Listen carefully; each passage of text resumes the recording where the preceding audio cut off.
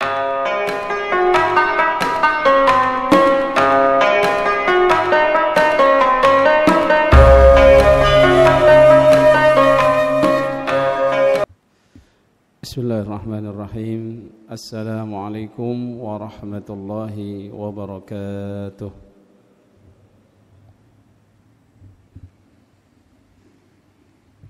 Innal hamdalillah nahmaduhu wa nasta'inuhu wa nastaghfiruh wa na'udzu billahi min shururi anfusina wa min sayyiati a'malina. May yahdihillahu fala mudilla lahu wa may yudlilhu fala hadiya lahu. Asyhadu an la ilaha illallah wa asyhadu anna Muhammadan abduhu wa rasuluh la nabiyya ba'dah. Allahumma salli wa sallim wa barik wa karim ala habibina wa syafi'ina wa qurrati a'yunina Muhammad wa ala alihi wa sahbihi wa sallim tasliman katsira, amma ba'du. Nawaitu ta'allum wa ta'lim wal ifadah wal istifadah wal nafa' wal intifa' lillahi ta'ala. Rabbi shrah li sadri wa yassir li amri wahlul 'uqdatam min lisani yafqahu qawli. Allahumma inna nas'aluka al-huda wat tuqa wal 'afaf wal ghina. Amin ya rabbal alamin. Ikhwatal iman, jamaah sekalian, alhamdulillah, mari kita senantiasa bersyukur kehadirat Allah Subhanahu wa taala. Pada siang hari ini kembali diberikan kemudahan untuk bisa istiqamah melaksanakan salat zuhur berjamaah dan juga melanjutkan duduk sejenak di majelis ilmu untuk kembali melanjutkan kajian kuliah zuhur dengan tema besar yaitu fikih nikah dan keluarga. Masuk dari awal yaitu bagaimana kita mempersiapkan pernikahan sehingga pernikahan yang kita lakukan kelak akan menjadi pernikahan yang membawa kita mencapai ridhonya Allah Subhanahu wa taala, bukan hanya pernikahan untuk pemuas nafsu belaka. Mungkin bagi yang sudah menikah merasa materi ini kurang pas ya, karena sudah nikah. Tapi ingat bahwasannya kita akan punya anak, kita akan punya cucu yang kelak mereka pun akan melaksanakan pernikahan. Ataupun bagi mereka yang mungkin sudah pernah menikah, kemudian mengalami kegagalan dalam satu pernikahan, atau mungkin dia ingin memperbaiki pernikahan yang sudah terjadi sehingga mengintrospeksi dari awal, apakah dulu persiapan saya kurang pas sehingga pernikahan yang sudah dijalani ini ternyata kurang membawa kebahagiaan. Yang pertama yang pernah kita bahas dalam hal persiapan yang sifatnya ruhaniyah, yang insyaallah kita akan bahas pada pertemuan kali ini, yang bersifat jasadiyah dan fikriyah. Dari sisi ruhaniyah kita sudah menyiapkan bahwasannya pernikahan yang kita lakukan itu bukan dari sisi kepuasan seksual saja, tetapi secara ruh kita ini memperbaiki dari awal niat, di mana niat dalam pernikahan itu adalah menjalankan sunnah Nabi dan bagian dari menjaga diri dari jatuh terhadap perzinaan. Maka di situ ada niat, kemudian taqarrub ilallah, sehingga kalau pernikahan ini justru menjauhkan diri kita kepada Allah, berarti persiapan rohaniyahnya ada yang salah, Pak. Misalkan kita sudah menikah ini 10 tahun, tapi yang kita rasakan adalah pernikahan ini semakin membuat kita ini dimurka oleh Allah. Mungkin dalam hal bagaimana kita mempergauli istri, atau bagaimana kita memperlakukan terhadap keluarga besar istri, apalagi terhadap anak-anak kita. Maka perlu diperbaiki dari sisi ruhiyahnya, bahwasannya pernikahan ini harus diniatkan lillahi ta'ala dan bertujuan taqarrub ilallah, yang mana kelak akan menghasilkan generasi-generasi yang islami.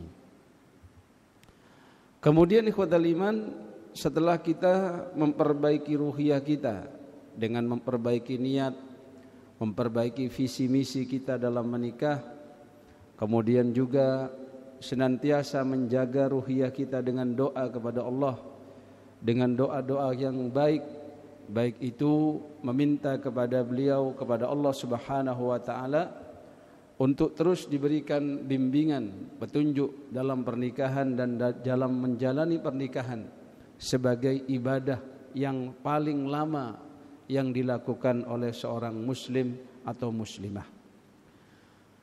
Kemudian juga ikhwatul iman, kita senantiasa secara ruhiyah meyakini bahwasannya tidak ada yang kebetulan dalam satu pernikahan itu. Bahwasannya ada janji Allah Subhanahu wa taala, bahwasannya pasangan itu biasanya cerminan dari orang tersebut. Itu umumnya begitu.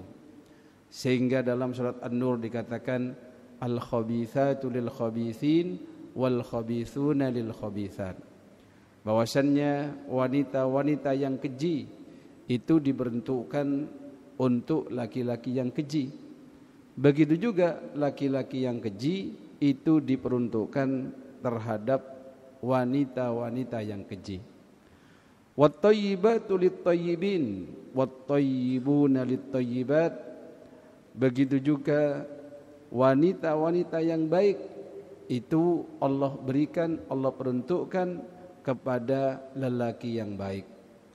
Begitu juga sebaliknya, laki-laki yang baik diperuntukkan oleh Allah bagi wanita-wanita yang baik. Maka kita ikhwatal iman, kalau sudah menikah kemudian kita merasa kok pasangan saya seperti itu ya, apalagi kita merasa belum pantas untuk bersanding dengan dia, maka ini tugas kita untuk memperbaiki diri. Kalau kita sudah berusaha, maka pastinya berikan tawakal kita selalu kepada Allah Subhanahu wa taala, sehingga nantinya secara tidak langsung ataupun langsung kita akan merasakan bimbingan dari Allah Subhanahu wa taala. Itu secara ruhiyah. Bagaimana persiapannya secara jasadiah agar pernikahan itu menjadi pernikahan yang sakinah, mawaddah, warahmah. Walaupun misalkan kita sudah berjalan 10 tahun menikah dan kita merasa mungkin ketidakbahagiaan saya ini akibat kurang persiapan dari sisi jasadiah saya dulu, maka tidak ada kata terlambat. Kita bisa memperbaiki sisi jasadiah kita dengan apa yang telah disabdakan Nabi dan apa yang telah disampaikan dalam Al-Quranul Karim. Dikatakan dalam hadis Rasul sallallahu alaihi wasallam, yang mana ini jadi motivasi bagi kita dalam mengarungi pernikahan itu, memang kekuatan jasad itu penting.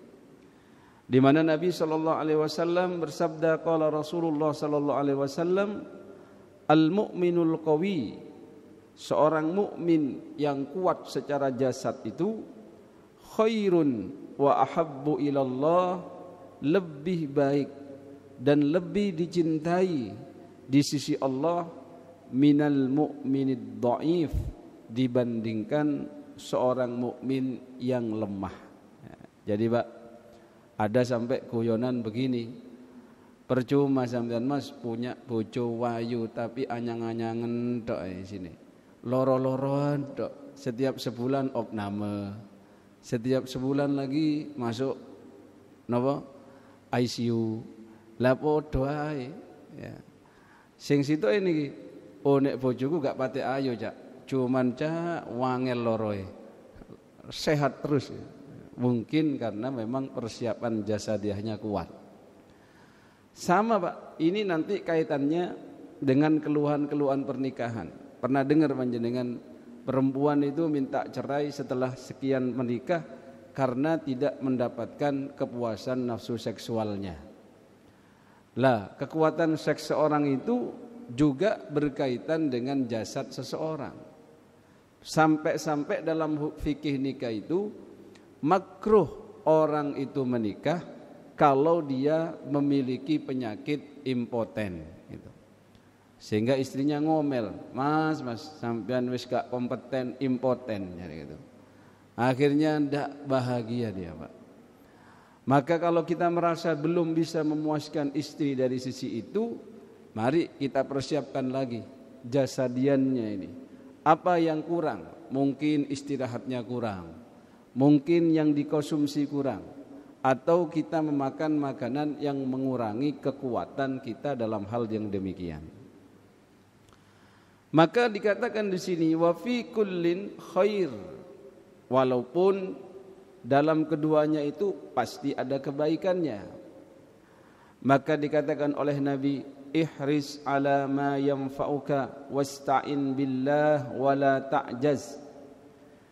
Maka kata Nabi, bersungguh-sungguhlah engkau untuk mendapatkan apa-apa yang bermanfaat bagimu dan mintalah pertolongan kepada Allah dalam segala urusanmu, wala ta'jaz, dan jangan sekali-kali engkau merasa lemah. Ikhwatal iman, kemudian Nabi melanjutkan, wa in asabaka syai'un fala taqul, jikalau engkau ini ditimpa sesuatu perkara atau diuji oleh Allah dengan suatu musibah, maka janganlah kalian berkata, lau anni fa'altu kana kada wa kada. Coba aku begitu, coba aku berbuat demikian, maka pastinya akan begini, enggak akan begini. Walakin, tetapi kata Nabi, kul qadarullah wa ma syaa fa'al. Ini sudah menjadi takdir Allah, dan apa yang Allah kehendaki itulah kehendaknya. Fa inna law taftahu amal syaitan, karena sesungguhnya kata-kata lau itu andai saja gitu Pak, itu tuftah ya, itu bisa membuka amal syaitan, apa-apa yang menjadi pekerjaan setan. Bahkan dikatakan mengandai-ngandai setelah dia ini memiliki sesuatu atau sudah menjalani sesuatu, itu bagian dari pekerjaan setan. Itu godaan setan Pak. Misalkan panjenengan ini belum menikah, kemudian mengandai-ngandai terus, andai saja saya ini punya istri yang cantik, jelita, solihah, tapi tidak pernah ada usaha. Itu namanya juga pintunya setan. Itu yang belum nikah. Apalagi yang sudah nikah, pas nonton televisi bareng istrinya, kemudian bilang ke istrinya, Dek, andai saja aku duwe bojo koyok nang TV kulo, cek ayune gak koyok sampean. Nah niku juga membuka pintu setan. Akhirnya cari bojone, ya nek aku ayu koyok ngono aku gak gelem ambek raimu Mas. Kasar malah dibalas sampai bojone niku. Ah niku Pak, lau itu jangan. Jasadian perbaiki, dan perintah-perintah Nabi dalam hal ini kita ikuti. Insyaallah pernikahannya akan lancar dan juga bahagia. Maka di sini ikhwatal iman, kita harus juga mengkaitkan dengan ruhian, karena jiwa yang baik berada pada jasad yang baik, sehingga dalam pernikahan itu harus seimbang antara ruh seseorang dengan jasad seseorang. Misalkan kalau kita pertanyakan, sehatnya ruh dari mana? Ruh seorang itu sehat kalau sering berzikir kepada Allah. Ruh seorang itu sehat kalau dia sering mengkonsumsi ilmu-ilmu yang bermanfaat. Salah satunya panjenengan ketika duduk mentadabburi Al-Quran, mengkaji hadis-hadis Nabi, ngaji fikih hasil dari pemahaman para ulama-ulama kita, itu salah satu yang memperkuat jiwa kita. Sama dengan jasad kita. Jasad kita itu juga punya hal-hal yang perlu diperkuat dari sisi nutrisi. Misalkan dari pola makannya, dari pola istirahatnya, kemudian dari pola kebersihannya, bahkan dari sisi olahraga dan memilih hal-hal yang sehat, yang halal dan thayyib. Ya. Sampai ke sana Islam itu, Pak. Jadi pernikahan itu nanti gambaran dari bagaimana kita mempersiapkan diri kita. Walaupun yang belum menikah atau yang sudah menikah, kalau hal ini tidak dipersiapkan dengan baik, biasanya pasti ada keluhan. Keluhan itu biasanya bersumber dari sini. Yang pertama kita bahas dari pola kebersihan. Jadi jasad yang sehat itu bersumber dari sejauh mana orang yang memiliki, dititipi oleh Allah amanah jasad ini menjaga kebersihannya.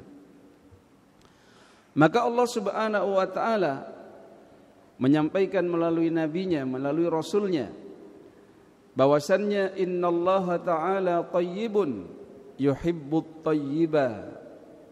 Sesungguhnya Allah Subhanahu wa taala itu maha baik, maha thayyib, dan dia pun mencintai kebaikan. Bahkan nadhifun yuhibbun nadhafah. Allah itu maha bersih dan juga menyukai kebersihan. Sampai ada an-nadhafatu minal iman gitu ya. Sering kita mendengar jargon seperti itu, bahwasanya kebersihan bagian dari iman. Allah itu karimun yuhibbul karam. Allah itu maha mulia dan menyukai kemuliaan. Jawadun yuhibbul jud. Allah itu maha dermawan dan mencintai kedermawanan. Sampai orang itu Pak kalau loman, oh pasti disenangi orang. Jenengan kalau loman sama istrinya, pasti istri jenengan itu seneng sama jenengan itu. Fanadhifu afniyatakum. Maka kata Nabi, bersihkanlah olehmu tempat-tempatmu. Jadi pola kebersihan ini Pak dalam Islam sudah diajarkan detail sekali. Sampai kita ini dikenal sebagai agama yang cinta terhadap kebersihan. Contoh dalam urusan mandi saja. Di Islam itu mandi itu ada mandi wajib ketika kita junub. Ada mandi yang sunnah, dan mandi yang sunnah ini banyak sekali walaupun sama tata caranya dengan mandi wajib, hanya saja beda niat. Kalau yang wajib itu nawaitul ghusla li raf'il hadatsil akbari fardhon lillahi ta'ala. Itu kita belajar di fikih thaharah. Kemudian kalau yang sunnah kita niatnya beda, nawaitul ghusla ya. Misalkan mandi apa?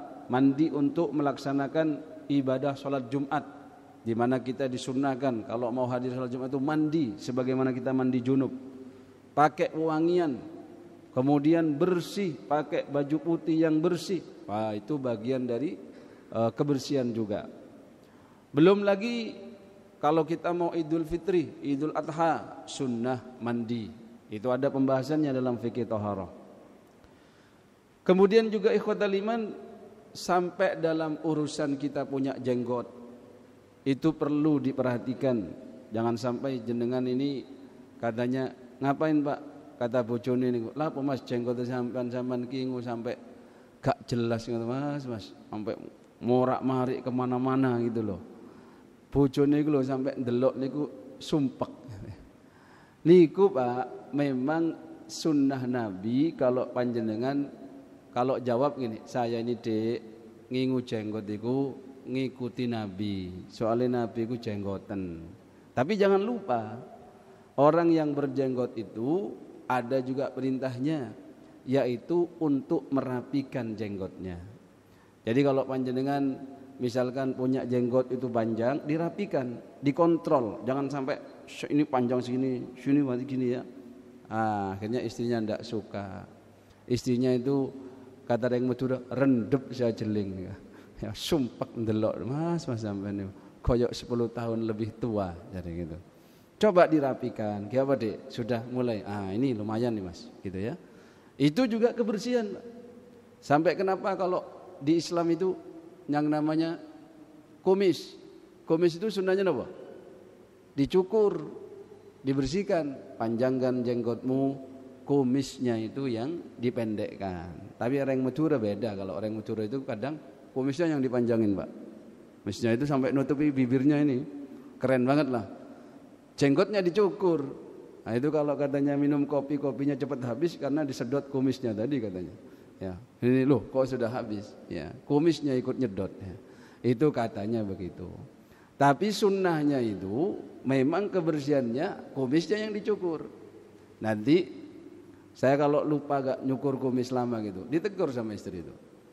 Mas cukur kayak orang tua. Padahal memang ya sudah tua, gimana lagi. Cuman kadang tampilannya itu lebih muda. Gitu ya. Apalagi urusan apa lagi Pak kalau kebersihan itu? Yang sering dikeluhkan, bau badan. Bau keteknya ini kalau enggak pernah bersihkan.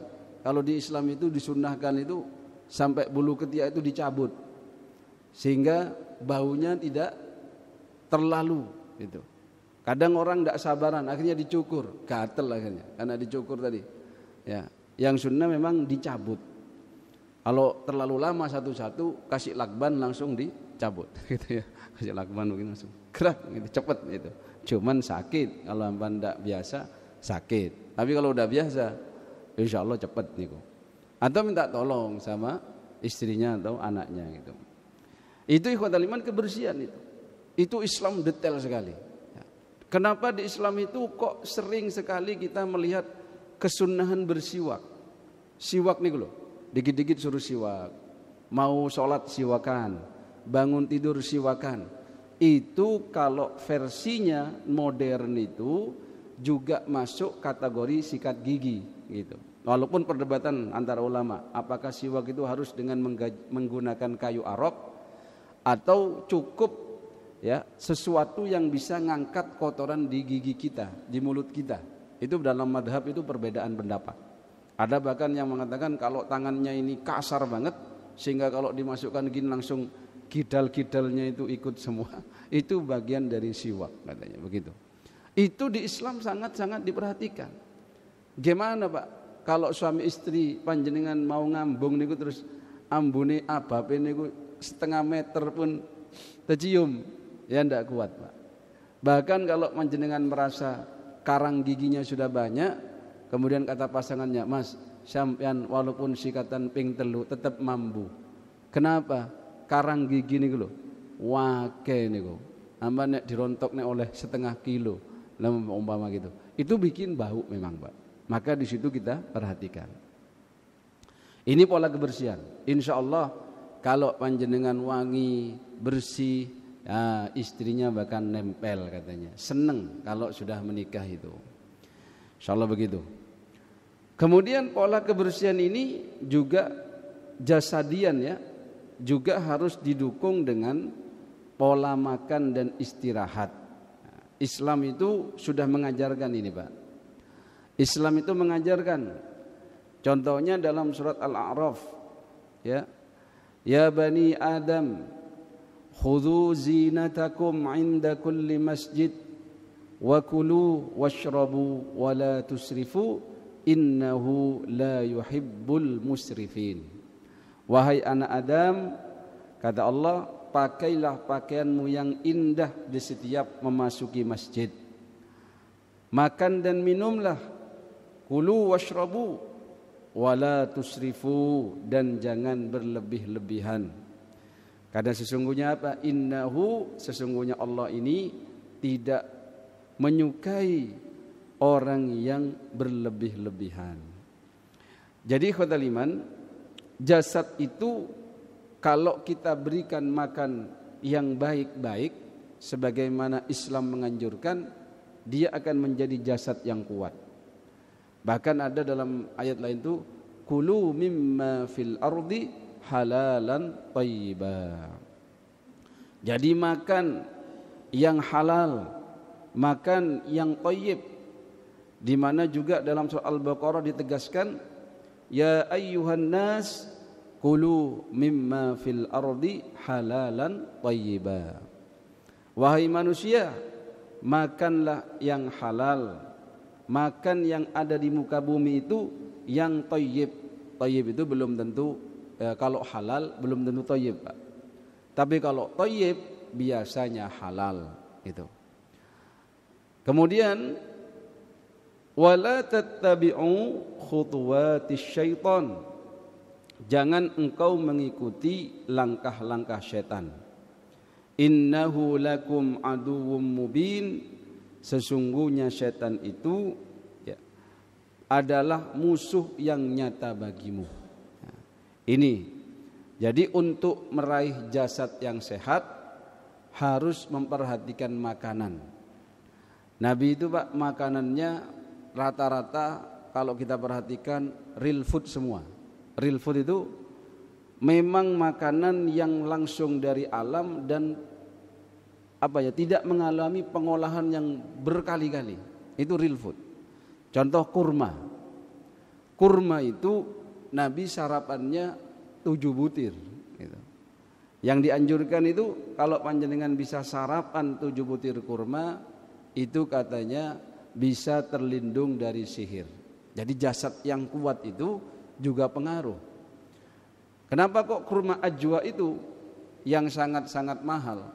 Ya karena diantaranya yang disinyalir kurma yang baik yaitu, apalagi punya sejarah dulu yang nanam Nabi gitu ya. Maka ikhwatal iman, real food itu perlu kita perhatikan. Jadi kadang manusia ini makan itu kan gimana di mulut enak walaupun efeknya di tubuh tidak enak. Yang namanya rendang itu, Pak, diolah berapa kali itu. Sampai berhari-hari, apalagi sampai dianget berkali-kali. Tapi manusia senang. Akhirnya kalau sakit nyalahkan penyakitnya, padahal dia sendiri yang tidak bisa jaga jasad. Itu bagaimana pengaruhnya dalam pernikahan? Oh, sangat banyak sekali. Orang itu, Pak, mengeluh. Pernah saya didatangi orang tua itu, Pak Ustadz, gimana istri saya sudah nggak bisa dipakai katanya. Maksudnya, Pak, menopause. Orang yang menopausnya cepat itu menunjukkan, Pak, kesehatannya kurang dijaga. Terus suaminya masih seger, tapi bilang, Bapak nggak boleh nikah lagi. Pak, boleh, Pak Ustadz. Ya nggak berani ini kok. Terus solusinya kalau diajak hubungan itu, Pak, itu selalu ngancam-ngancam istilahnya. Cok suwe-suwe loh. Loro kabeh gitu. Itu, Pak, kasihan, Pak. Dari sisi kesehatan itu penting dijaga. Apalagi panjenengan yang punya istri usianya lebih tua dari panjenengan. Jadi dulu mungkin dia suka sosok yang lebih matang, akhirnya 10 tahun kemudian yang laki sudah matang, yang perempuan sudah expired gitu. Itu gara-gara itu kurang dijaga kesehatannya ya. Bahkan nanti dalam fikih iftiradi yang fikih mu'asarah ya, ada pembahasan itu, Pak. Jadi apakah perlu sebelum menikah itu pasangan yang sedang ta'aruf itu dia itu kayak general check up, jadi melampirkan kesehatannya dari sisi medis. Itu pembahasannya di fikih ada, khususnya dalam fikih nikah. Apalagi sekarang itu penyakitnya macam-macam. Bahkan kalau ta'arufan itu, kalau punya penyakit tertentu yang itu adalah penyakit yang sangat bisa mempengaruhi kebahagiaan pernikahan, harus disampaikan. Saya dulu contohnya ingin membantu pernikahan satu dan yang lain, lalu bilang dalam daftar proposal pernikahannya ditulis riwayat penyakit yang perlu diketahui oleh calon pasangan. Misalkan dia punya penyakit miom gitu. Kalau cantik itu nanti pasangannya bisa lihat, wah cantik sebenarnya Ustaz, solihah, cuman miomnya itu saya tidak berani. Soalnya saya target punya anak 10 gitu. Oh ya sudah Pak gitu. Beda kalau sudah menyampaikan itu, lalu si calon suami mengatakan, oh ya enggak apa-apa Pak Ustaz, saya sudah punya banyak anak. Walaupun ini nanti misalkan enggak punya anak sekalipun enggak masalah. Saya dari istri pertama, kedua, ketiga banyak sudah anak Ustaz. Oh begitu, ya monggo gitu. Itu harus ada gitu Pak. Sampai dibahas itu. Gimana wajib tidak hukumnya itu melampirkan hasil pemeriksaan dokter itu secara detail gitu. Karena sekarang nih Pak, makanannya ya Allah luar biasa, banyak racunnya ya Pak ya. Cuman bedanya kalau racun tikus dimakan langsung mati, kalau racun yang ada di makanan kita nunggu usia 60 baru terasa, nunggu usia 50 atau usia 40 sudah kena komplikasi katanya gitu ya. Naudzubillah. Mari kita siapkan sehingga kita bisa memberikan servis yang baik bagi pasangan kita. Kemudian ikhwatal iman, menuju jasad yang sehat itu memang mukmin harus rajin dalam urusan olahraga ini. Ini sesuai dengan apa yang disampaikan Nabi. Dan kenapa Pak kiai-kiai mohon maaf itu banyak yang kena sakit? Karena mungkin terlalu banyak fokus ngajar, terlalu banyak fokus duduk, termasuk nulis itu Pak, ya Allah itu bikin sakit. Saya merasa ngerjakan disertasi kebanyakan di depan laptop itu lemesnya itu memang beda ya, sama capeknya jalan atau capeknya kerja fisik itu. Recovery-nya agak lama. Lah katanya teman-teman itu, yai ini banyak sing loro Pak Ustaz. Kenapa? Lah gimana beliau kurang olahraga, ngajarnya banyak, lalu kalau ngadiri pengantin, hadiri acara-acara mesti disuguhi sing enak-enak gitu kan. Suguhi napa niku gule, suguhi pokoknya sing enak-enak. Makanannya enak-enak, waktu acara-acara disuguhin di masyarakat enak-enak, kemudian olahraga kurang, pikiran kuat. Akhirnya napa? Akeh sing kena penyakit itu. Itu yang perlu kita perhatikan. Dari Ibnu Umar qala Rasulullah sallallahu alaihi wasallam, dikatakan dari Nabi sallallahu alaihi wasallam bahwasanya Nabi bersabda, "Allimu abnaakum as-sibahah." Ajarkan anak-anakmu itu renang, warramyah dan memanah. Kemudian apa? Di sini kita minta suatu pengertian bahwasannya ternyata renang itu bahkan ada dalam hadis lain itu tentang belajar berkuda gitu kan. Itu olahraga yang luar biasa Pak.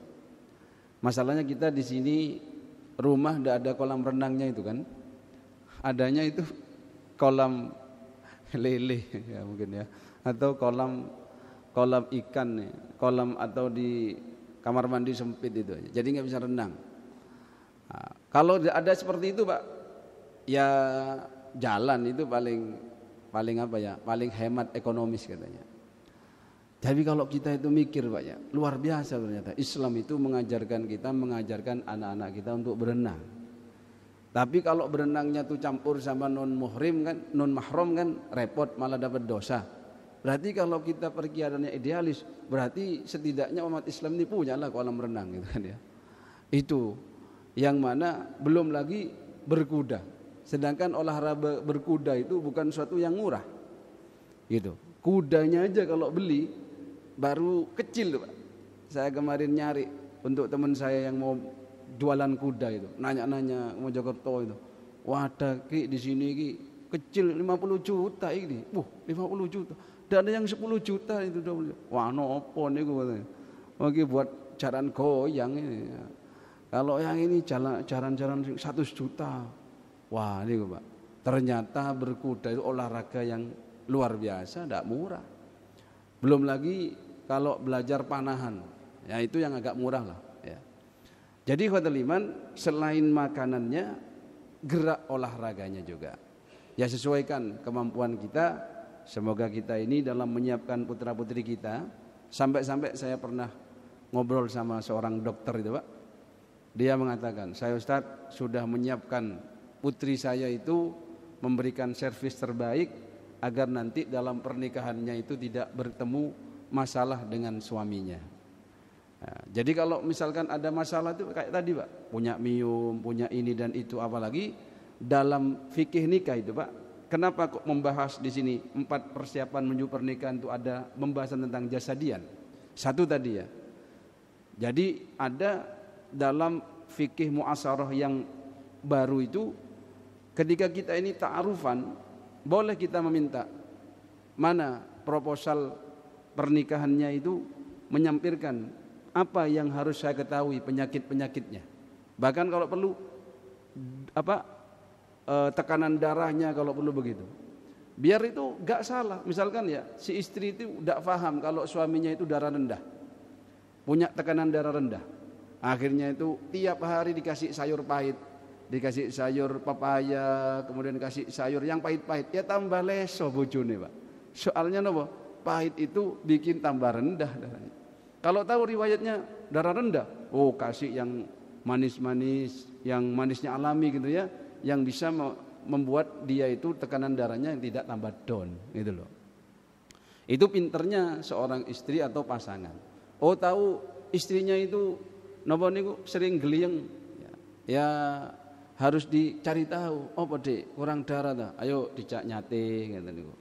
Jangan dikasih tempe terus ya. Ya itu penting itu Pak. Oh lihat istrinya kurang cerdas, ternyata diteliti, oh mangane jarang mangan iwak bojoku iki, karena tinggalnya di gunung gitu. Jadi perlu dikasih omega 3, kasih ikan yang banyak, ini tambah cerdas gitu loh. Itu penting itu Pak, makanan itu Pak. Sampai dalam fikih nikah itu ada penyakit yang boleh difasakh nikah dan wajib mengembalikan mahar gitu. Misalkan ya, ini disembunyikan. Jadi kalau misalnya ada ta'aruf kan Pak ya. Ta'aruf itu kalau saya memproses, kadang cuman ketemu 3 kali nikah Pak. Tidak usah pacaran 5 tahun, 3 tahun. Yang katanya, "Saman ngapain pacaran sama itu?" "Oh enggak, saya ta'arufan." 3 tahun ta'arufan itu apa? Enggak ada ta'arufan 3 tahun itu. Enggak akan ketemu jenengan. Justru nanti bosen, habis nikah langsung bosen. Ayo cepetan malam pertama, laus tahu sih langsung itu, ya kesuwen itu. Jadi ta'arufan itu transparansi Pak. Ketemu sekali, 2 kali, tukar biodata. Kita yang sebagai macomlang yang memberikan fasilitas. Kok ternyata ada yang ditutup-tutupi, kemudian setelah nikah, kok ternyata ketahuan setelah nikah, itu boleh si laki ini menuntut, kembalikan Pak mahar saya. Karena ternyata anak sampean punya kusta misalkan. Kenapa enggak disampaikan? Saya pikir putih-putih karena putih memang kulitnya putih. Ternyata ini kusta ini. Akhirnya dia nuntut kembali bisa. Atau bahkan ada yang disebut dengan fasakh nikah itu, dibatalkan pernikahannya. Dengan konsekuensi apa tadi? Kembalikan maharnya. Kalau dia sudah bayar mahar si laki-laki ini. Contoh ada penyakit rotak namanya. Rotak itu Pak, itu penyakit yang berkaitan dengan kemaluan. Jadi kemaluannya itu buntu, entah karena daging atau karena tulang itu. Sehingga tidak bisa dipakai oleh si suami. Nah ini hati-hati. Sama dengan kita yang laki-laki, kalau dia memang tidak punya kekuatan dalam seksual, harus nyampaikan. Tidak boleh disembunyikan. Kemudian setelah nikah, lalu baru ketahuan impoten. Saya itu juga pernah Pak, dicurhati keluarga yang seperti itu. Dikira kena apa sehingga mau diruqyah gitu. Tapi kalau riwayatnya memang impoten Pak, kalau yang ngeruqyah sampai muru-muru lambene ya gak bisa Pak. Gitu loh. Ya kalau harus riwayatnya sudah begitu, kita bacain apa ya. Kalau riwayatnya begitu, tidak ada usaha gitu ya. Itu sampai mau minta cerai itu yang perempuan itu. Ya. Kenapa? Sampai hukum nikah itu bagi orang yang memang impoten makruh, gitu. Bahkan kalau sampai jenengan tidak bilang, ya mau nikahkan anaknya, nggak bilang kalau dia impoten, akhirnya kebahagiaan si perempuan ini terenggut, haram itu. Kenapa? Karena dolim sama calon perempuan, harus terang-terangan. Ya poda, ini calonnya sampean itu impoten, gitu. Ya ndak apa-apa Mas, yang penting duitnya wis jare sing wedok. Ojo impoten sisan gitu ya.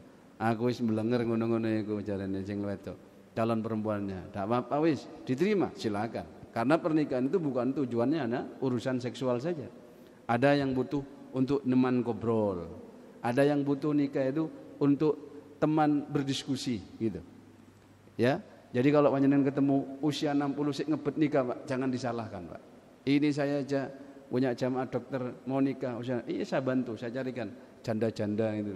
Nanti Pak dokter siap yang usia janda berapa? Tak carikan ke koordinator janda nanti. Ada koordinator janda niku. Ya. Koordinator janda yang disantuni itu. Soalnya bilang ke saya, Pak Ustadz, kalau janda udah 40-50 disantuni Pak Ustadz. Tapi kalau masih usia 20-30 ya harus dinikahi juga gitu. Anaknya yang disantuni, oh bagus gitu. Pokoknya bagus ya.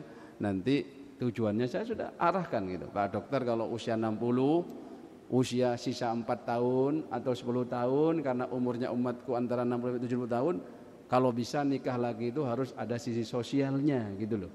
Carilah janda yang punya anak yatim, nikahin, bahagiakan, rawat anak yatimnya. Kalau ndak jenengan rawat jandanya, anak yatimnya saya yang rawat misalkan, ndak masalah, pokoknya jelas akadnya gitu ya. Jangan keenaknya tok kasih ke kita gitu ya. Nanti kita yang didik, bantu didik gitu loh. Punya pahala kafilul yatim. Nah, itu Pak, yang bagus begitu insyaallah. Ya Bun, saya kira itu. Mungkin ada yang mau menambahkan atau bertanya, itu kebablasan 40 menit. Monggo silakan. Nanti kita akan bahas pertemuan yang selanjutnya di Fikrian gitu Pak. Kami persilakan ada yang ingin bertanya. Monggo Pak. Cek. Semoga sampai Pak.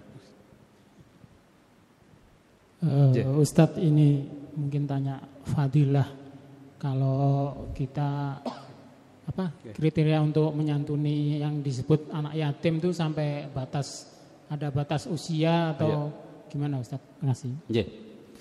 Fadilah terkait mengantuni anak yatim itu Pak adalah apa yang disampaikan Nabi, ana wa kafilul yatimi hakadza fil jannah, kata beliau.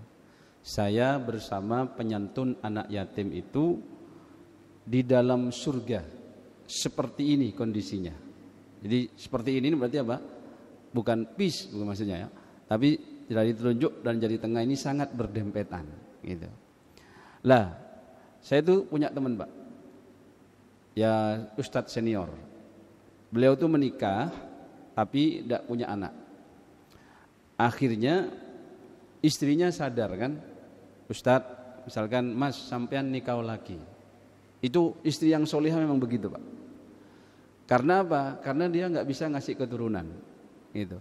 Siapa tahu dengan menikah lagi punya keturunan. Sama lah dengan kisahnya Nabi Ibrahim dengan Siti Sarah dan Siti Hajar. Lalu teman saya yang senior ini, Ustadz senior ini sebenarnya menolak, wis dek ndak apa-apa gitu. Wis Mas nikah meneh. Akhirnya dia bilang, ya wis nek sampean ngongkon aku nikah, delekno aku janda sing ono yatime. Ya. Janda yang ada yatimnya itu maksudnya anak tersebut ditinggal mati oleh suaminya. Kalau ditinggal cerai itu masih ada bapaknya, bukan yatim itu. Dan kewajiban nafkahnya tetap kepada bapaknya walaupun sudah cerai gitu. Tapi kalau sudah meninggal berarti kan yatim dan usianya belum balik. Kalau laki-laki balik itu adalah sebelum dia keluar sperma alias ihtilam, mimpi basah. Kalau perempuan sebelum dia haid. Sampai kemana batasan kita membiayai dan menafkahi dan menyantuni anak yatim? Yang bagus itu kita juga bukan hanya menyantuni, tapi bagaimana menghadirkan sosok ayah untuk dia, gitu loh Pak. Kalau cuma nyantuni banyak orang bisa Pak. Tapi gimana hadir untuk nyantuni itu sebagai sosok ayah? Kenapa kok ada elus-elus kepalanya anak yatim? Maksud ini ku menghadirkan sosok, bukan dilus-lus gak dikasih duit sampai budak yang gak dapat pahala itu. Dilus-lus ngeten tok. Jadi menyantuni itu menghadirkan sosok ayah untuk si anak yatim tersebut. Ngasih contoh yang baik, mengarahkan yang baik. Sak duit-duit metu. Ah ini yang dilakukan oleh teman saya itu. Dia cerita, alhamdulillah Ustaz, saya dari pernikahan yang kedua itu ya punya anak. Lalu anak yatim yang laki ini kebetulan janda dosen ITS, waktu itu ditinggal meninggal oleh dosen ITS niku. saya biayai, saya pondokkan. Itu Pak, pahalanya luar biasa. Itu kalau bisa seperti itu. Nggih, insyaallah begitu Pak. Nah, kita doakanlah bapak-bapak yang sudah siap nikah niki ya, mungkin ditinggal mati istrinya, nikah lagi enggak apa-apa Pak. Jangan terlalu begini Pak, ada orang, aku kalau sudah nikah sama dia enggak akan nikah lagi sampai mati. Loh kalau saya enggak Pak. Ya, kalau istri saya mati, nikah lagi saya. Ngapain juga. Saya bilang ke istri saya, kalau aku mati Dek, sama nikah meneh, enggak apa-apa. Ya. Delek sing luwih apik teko aku. Ya, nek nemu, nek gak nemu ya wis delokno meneh. Istilahnya begitu Pak ya. Pokoknya minimal podo lah, ya, minimal podo. Rugi soalnya kalau saya bercandanya gitu. Soalnya rugi nek awakmu nikah meneh gak oleh pensiunan teko aku. Itu kan begitu ya. Ya, itu Pak, insyaallah begitu. Ada lagi Pak? Monggo. Sampun kae. Alhamdulillah. Silakan. Enggak ada sebenarnya. Pak Rusdi matanya. Oh enggak. Oke. Oke Bun, kalau sampun semoga kita yang sudah menikah ini bisa memperbaiki jasadian kita. Kalau panjenengan susah Pak, yang mau berenang enggak punya kolam renang, yang mau jadi member di gym mana enggak kuat bayar misalkan, pun rajin sholat mawon. Sholatnya ke masjid, kalau bisa jalan ke masjid niku sehat. Apalagi sholat duhanya sampai bisa 12 rakaat. Wah itu sama dengan jogging. Itu subuh, pokoknya sholatnya niku agak tumak nina, tahajud, sholat itu insya Allah sehat Pak. Dengan sholat saja itu sudah menyehatkan. Apalagi panjenengan tambah olahraga yang lain, kemudian menambahkan dengan pola makan yang bagus, salah satu istirahat yang bagus. Contoh ya, istirahat yang bagus itu usahakan tidur terlelap itu di antara jam 10 malam hingga jam 2 dini hari. Tapi jangan saking Pak saya lebih sehat lagi Pak sampai subuh jam 6. Wah niku gak sehat niku. Ya. Apalagi tahajud bisa bangun, sujud di waktu tahajud itu oksigen sedang bagus-bagusnya. Kemudian kita kalau bisa memang berpuasa. Mungkin sebulan 3 hari Ayyamul Bid itu juga bagus. Kalau bisa istiqomah Senin Kemis juga bagus. Puasa itu juga menyehatkan. Lalu kalau kita ingin sehat juga, makanan itu jangan hanya makanannya yang pilih yang sehat, tetapi cara makannya juga harus sesuai dengan sunnah Nabi. Tangan kanan dengan duduk, bukan makan dengan kiri, akhirnya gak barokah. Karena makan kiri itu dengan tangan kiri itu seperti makannya setan, gitu. Atau mangani setan. Cuman kadang rodok ndablek dikandani niku Pak. Kenapa kok makan ote-ote pakai tangan kanan?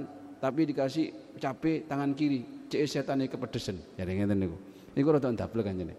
Nggih, gak usah begitu, tangan kanan semua.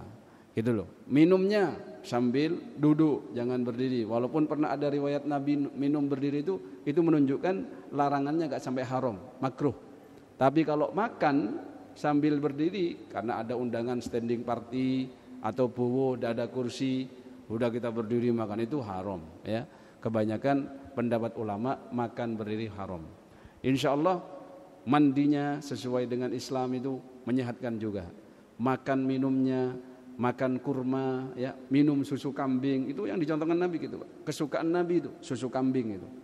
Makan daging kambing itu juga menyehatkan. Tapi orang kan kadang takut duluan. Mungkin takut belinya, soalnya mahal, ya. Di antaranya itu. Mohon maaf atas segala kekurangan.